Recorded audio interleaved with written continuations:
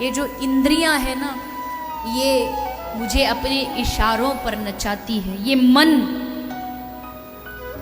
ये बड़ा चंचल है,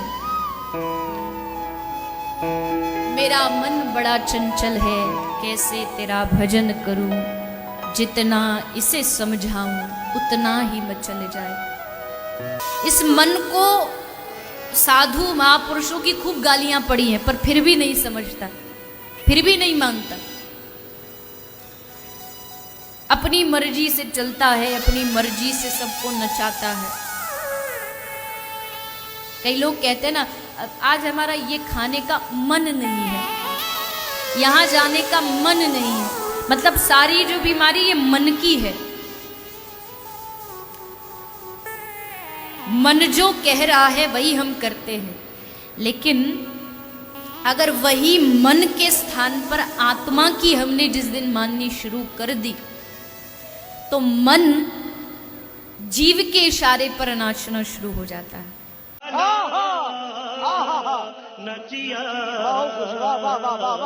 अब आप कहेंगे जी ये बातें सुनने में तो बड़ी अच्छी लगती हैं, पर ऐसा कौन है जिसने इंद्रियों पर विजय प्राप्त की हो? तुझे अक्ल है? तू क्या बोल रही है? चुप चुप हो जा, सातवीं फेल, चुप, एक शब्द नहीं बोल। बात बिल्कुल सही है।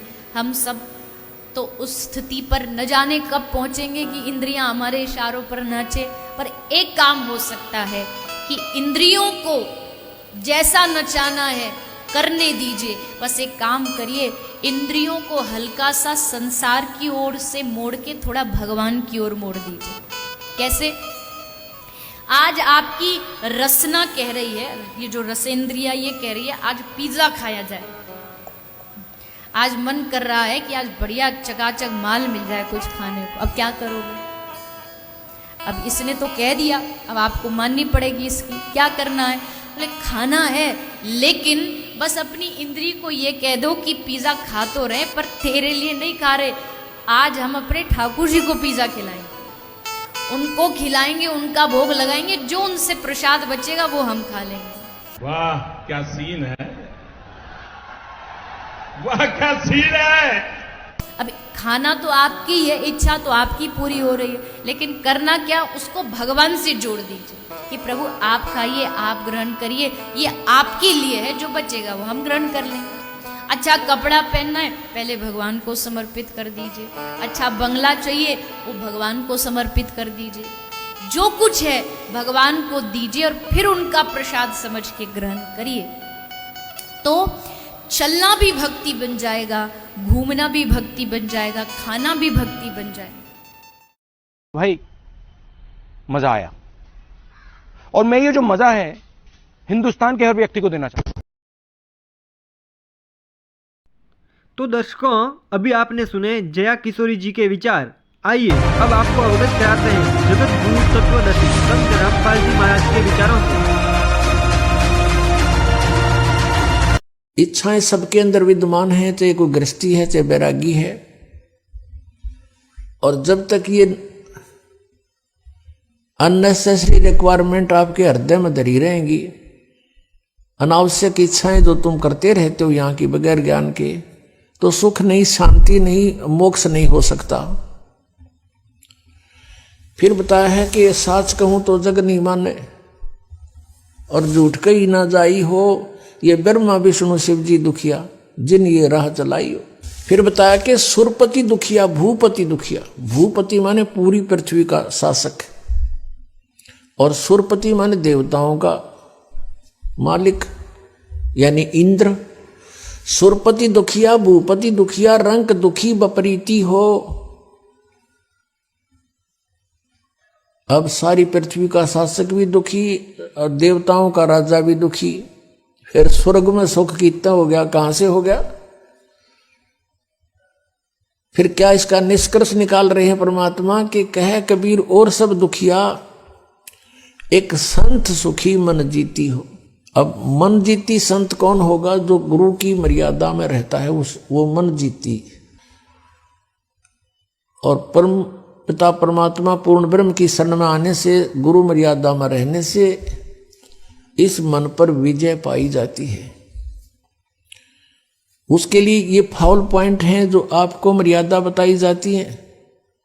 तो पुण्यात्माओं, जैसे बच्चा गेम खेलता है, खेल खेलता है, उसके लिए कुछ पॉइंट होते हैं, उनको डिस्टर्ब होने से वो फाउल हो जाता है और फाउल होते ही उसको उस गेम से बाहर निकाल दिया जाता है।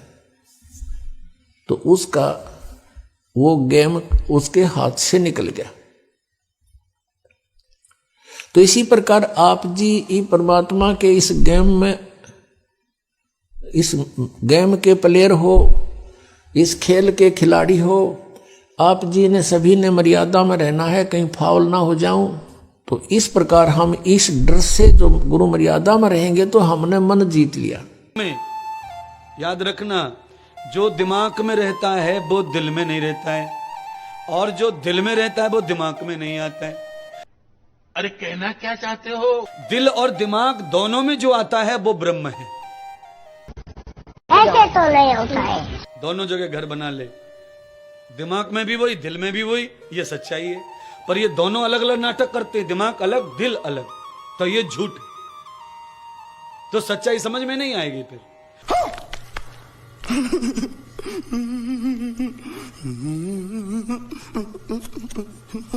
ये काम बन जाएगा। पर कैसा है सुनो, तुम्हारी बुद्धि में जो होता है वो दिल में नहीं होता है। सकता है। इसीलिए मन से भक्ति हो या ना हो कोई फर्क नहीं पड़ता। तुम्हारे लिए कह रहा हूं, तुम्हें बहुत टेंशन है, हमारा मन नहीं लगता, मन नहीं लगता है। मन भगवान में लगे तो ठीक, और ना लगे तो ठीक। ओ भाई, मारो मुझे, मारो मारो मुझे, मारो मारो।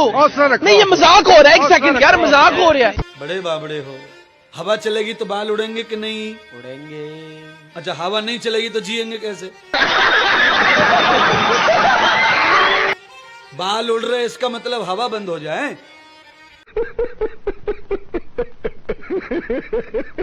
है?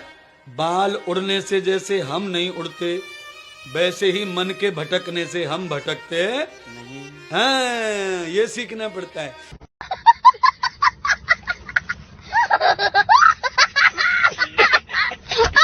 जैसे बाल अंग है शरीर का, ऐसे ही आत्मा का अंग है मन। कौन है ये लोग? कहां से आते हैं? हमारे बंधन और हमारे मोक्ष का कारण यदि कोई है तो उसे कहते हैं मन। कुछ भी कोशिश यही करना। सीढ़ियां, आपके घरों में सीढ़ियां होती हैं, आप देखते हैं ना। सीढ़ी जो है ना, सीढ़ी आपको ऊपर भी ले जाती है छत पे, और नीचे भी लाती है। जैसे सीढ़ी ऊपर भी ले जाती है और नीचे भी लाती, ऐसे ये मन आपका सीढ़ी है। बाप को भेज, तेरे बस की बात नहीं।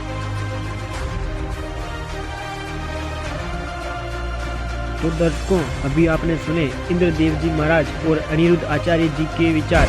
आइए एक बार फिर से आपको अवगत कराते हैं जगत गुरु तत्वदर्शी संत रामपाल जी महाराज के विचारों से।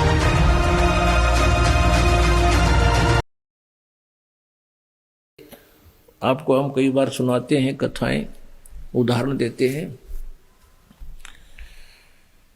कि ये मन जो है, ये एक भूत समझो, और इसको यदि भक्ति पर लाए रखा तो ये ठीक से, अगर इसको भक्ति पर नहीं लगा तो बकवाद सूझता है, कोई और कोई भूतपना, कोई गलत काम करवाता है, पाप की तरफ दौड़ता है, हमारे जान का खतरा बनता है। तो इसके लिए इसको कैसे कंट्रोल करना चाहिए, इस मन को, इसको परमात्मा के नाम पर लगाए रखना चाहिए। तो इसका उदाहरण देते हैं हम कई बार। तो आपको ये कथा सुनाते हैं। एक साधु था और उसने एक सिद्धि कर ली। उस सिद्धि से क्या होता है कि किसी पितर को या किसी प्रेत को कंट्रोल कर लेते हैं। तो उसकी साधना के कारण ईश्वरीय शक्ति से वो जो सिद्ध किया हुआ जो होता है वो सेवक रूप में प्रकट हो जाता है, वो केवल उसी को दिखाई देता है। ये सिद्धि उसकी साधना से ऐसा हो जाता है। एक संत के पास, एक तपस्वी के पास ऐसी सिद्धि थी, लेकिन उसमें एक अवगुण था कि उसको अगर काम ना बताया गया, वो सेवक प्रकट हो जाता था तो सिद्धि से, तो नहीं तो वो फिर उसको हानि कर देता। एक संत ने वो सिद्धि आती थी, उसने अपने चेले से भी वह सिद्धि करवा दी, लेकिन उस गुरु ने कहा चेले से, शिष्य कि भाई मेरी अब्सेंस में, मेरी अनुपस्थिति में इस सिद्धि का तू प्रयोग मत करना। अब कुछ दिन के बाद गुरुजी चले गए सैर सपट्टे को कहीं दूसरे जगह पर। पीछे से चेले ने सोचा जो सिद्धि मैंने की है इसको परीक्षण तो करके देखूं। उसने वो सिद्धि प्रयोग कर दी। सामने एक जंद खड़ा हो गया, एक प्रेत सेवक बनकर, कहने लगा महाराज बात सुन ले, यदि मुझे काम बता और काम नहीं बताओगा तो तेरी गर्दन दाबूंगा, मैं तुझे मारूंगा। तो चेले ने सोचा भाई काम बता दिया, बर्तन साफ कर दिया, बर्तन साफ कर दिया मिनटा में।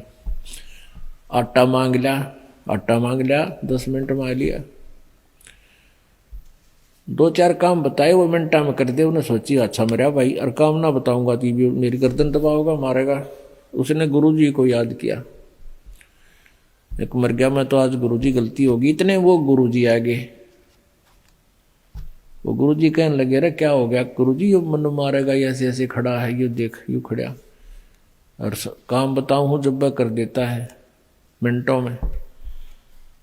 तो गुरुजी ने कहा मैंने तेरे से मना किया था बेटा, मेरी एब्सेंस में प्रयोग ना करना, पर एक काम करी। इसने कह दे कि बांस ले आ, बहुत लंबा बांस ले आ। वो बांस ले आया। गुरुजी बोले इसको कह दे कि इसमें जमीन में गाड़ ले, खड़ा कर दे। उन्होंने जमीन में गाड़ दिया। तो गुरुजी बोले इसको कह दे कि इस बांस पर चढ़े जा, उतरे जा, काम होगा जब मैं तेने बुला लूंगा ना, तू अपना यूं काम लगा रहे। तो ऐसे ही इस मन को कंट्रोल करने की विधि बताई परमात्मा ने। संसारी काम करे इतने तो काम में लगे, फिर इस राम नाम के बांस पर चढ़ाए जा, उतारे जा इस मन रूपी भूत को। इसमें ठाली ना छोड़े ना, यू हानि कर देगा। ये मन जब भी भक्ति से दूर हो गया, इस राम नाम के बांस तो उतर गया, उसी समय देख लेना आपको लेकर डूब जाएगा, उसी स्थान पर जा छोड़ेगा जहाँ से शुरू हुए थे। ये जगत गुरु तत्वदर्शी संत रामपाल जी महाराज द्वारा लिखित पवित्र पुस्तकें ज्ञान गंगा, जीने की राह, गीता तेरा ज्ञान अमृत, अंधश्रद्धा भक्ति, खतराए जान बिल्कुल निशुल्क मंगाए। अपना नाम पूरा पता हमें व्हाट्सएप करें। हमारा नंबर है 7496 801 825।